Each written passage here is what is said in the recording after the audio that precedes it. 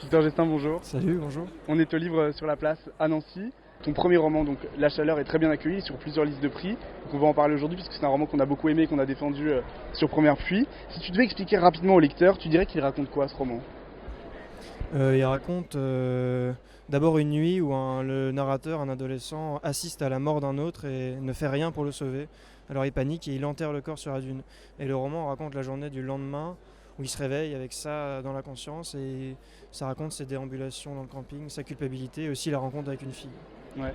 Dans une temporalité très courte, très resserrée, qui fait qu'il y a vraiment une chaleur, il y a de la transpiration, il y a une vraie pression qui monte au fur et à mesure du roman. De quoi La Chaleur, ton premier roman du coup, est-il la première fois? Je pense que s'il y a une première fois qui compte dans le roman, c'est quand même la première fois sentimentale puis sexuelle du narrateur. Et là, c'était peut-être l'envie de. Souvent, c'est un truc qui est raconté par le biais de la comédie, je crois, beaucoup, dans les films américains notamment. Et là, de voir aussi toute l'angoisse, toute la tragédie qu'il pouvait y avoir derrière ce truc, en fait, la première fois pour un garçon de 17 ans. Ça constitue à peu près le milieu du roman. Il y a vraiment un basculement au moment où il entretient cette relation avec cette fille et où il commence à trouver que les jet skis finalement c'est pas si beauf, ça fonctionne pas et il retombe dans cette chaleur, il s'étouffe à nouveau. De quelle nécessité est née La Chaleur? Je pense que. Bon, moi, j'ai fait du camping tous les étés pendant 10 ans, donc je pense qu'il y avait une envie quand même de raconter ça, de raconter des souvenirs et puis en même temps je pense une grosse envie de fiction qui fait que j'ai inventé donc ce cadavre enterré et puis d'imaginer un peu la collision entre de la fiction qui vient de la littérature noire ou du cinéma noir et puis d'une autre part ouais camping, les bronzés, tout ça quoi, que j'aime aussi. C'est vrai qu'il y a deux univers qui se heurtent, Ouais, il y a des ouais, moments où on rigole, vraiment il y a des moments drôles, et il y a des moments beaucoup plus lourds évidemment, ce moment où il découvre Oscar sur sa balançoire. Évidemment. Je me trompe si je dis que la chaleur dans ce roman elle a plusieurs significations. Il y a la chaleur des corps sexuels donc et il y a même la chaleur écologique dans un des passages il s'interroge à partir de quel degré ça sera trop chaud, à partir de quel degré le lapin rose on n'en rigolera plus et il brûlera. ouais, alors oui, il y a plusieurs chaleurs. En fait, c'est un terme ambivalent. Le froid, par exemple, il n'y a pas de sensualité liée au froid. La chaleur, il y en a une. La chaleur, c'est les vacances, la danse, mais c'est aussi la peau qui crame. C'est des gens qui partent en vacances, mais c'est aussi des gens, des populations entières qui quittent des La chaleur d'un territoires enfer pour parce le qu'il fait narrateur trop qui le vit chaud. très mal. Ouais, en fait, il y a toujours un revers de médaille sur la chaleur, et du coup, c'était de jouer sur cette ambivalence-là. Et puis, en effet, il y a la chaleur du soleil.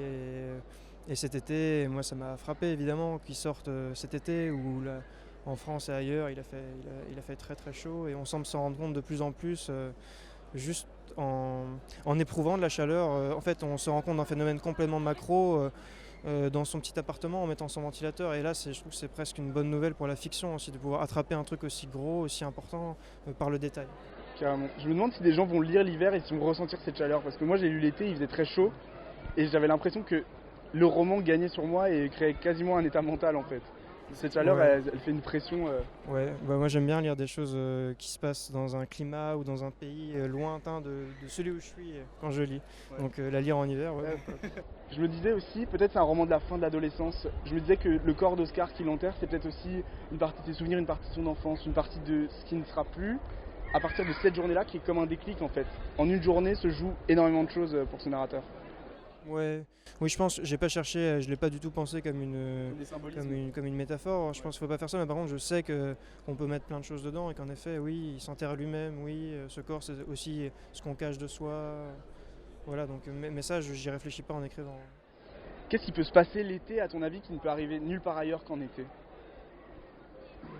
Euh, je pense qu'en été, le truc un peu bizarre, c'est que depuis les congés payés, comment le tourisme s'est développé, il y a une espèce de pacte social qui fait qu'en été, on est là pour profiter. On paye, on travaille pas et on essaye de profiter à tout prix. Et il y en a qui n'arrivent pas à profiter, il y en a qui n'arrivent pas à jouir.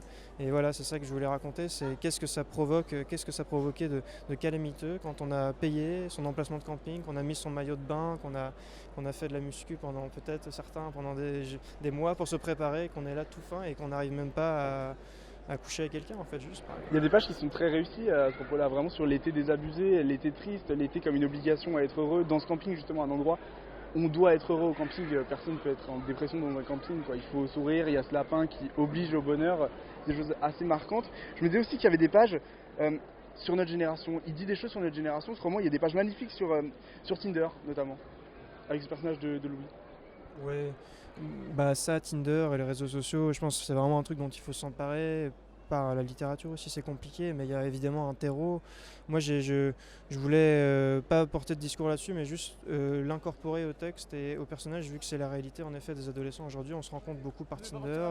Il va y avoir des générations de bébés Tinder qui vont Ouais. naître. Donc, oui, ça, et peut-être dans des prochains textes, j'aimerais bien écrire plus là-dessus. Moi, j'ai des souvenirs de textes de Roland Barthes, par exemple, à l'époque du téléphone, à l'époque, Ouais. comment par la poésie ou alors le regard philosophique presque, on saisissait la technologie et des détails a priori prosaïques en fait. Ouais, ça les rend très modernes et ça les fait fixer l'époque vraiment. Je me demandais, qu'est-ce que tu trouves transgressif aujourd'hui, toi?